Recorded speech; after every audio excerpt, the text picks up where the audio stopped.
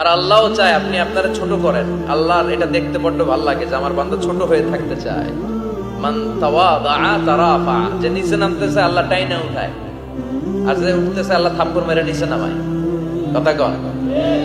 মুসা আলাইহিস সালাম, সহিহ বুখারীর বর্ণনা, বনি ইসরাইলের লোকদের মাঝে ওয়াজ করতেছিলেন, এরকম নসিহত করছিলেন। তো একজন দাঁড়িয়ে বলল, ইয়া নবী আল্লাহ মুসা, মান আ'লামুন নাস ফিল আরদ।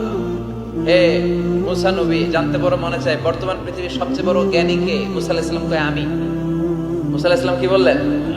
আনা। আসলে কথাটা ঠিক।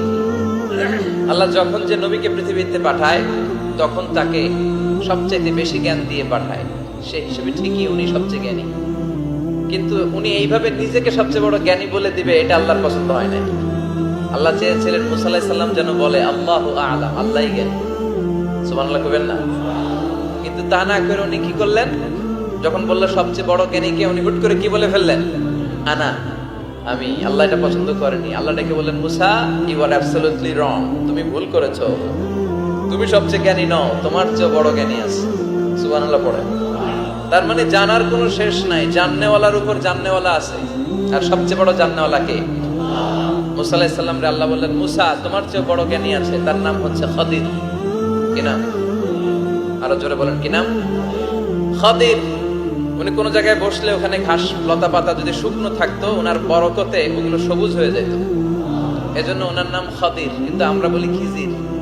আমরা কি বলি? খিজির। আল্লাহ বললেন, ইযহাব ইলা মাজমাইল বাহরাইন, দুই সাগরের মিলন কেন্দ্র, ওখানে যাও। ওখানে যে এমন এক বান্দার সন্ধান পাবা, সে তোমার চেয়েও জ্ঞানী। সুবহানাল্লাহ পড়ে।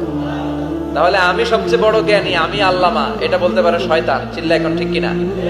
এজন্য আমরা যেন নিজেকে নিজে সবসময় ছোট করে উপস্থাপন করি, তাহলে আল্লাহর দরবারে আপনি বড় হয়ে যাবেন। কথা বুঝতে পেরেছেন? আল্লাহ আমাদের সবাইকে কথাগুলো বোঝার, আমল করার তৌফিক দান করুক। আমরা পড়ি আমিন।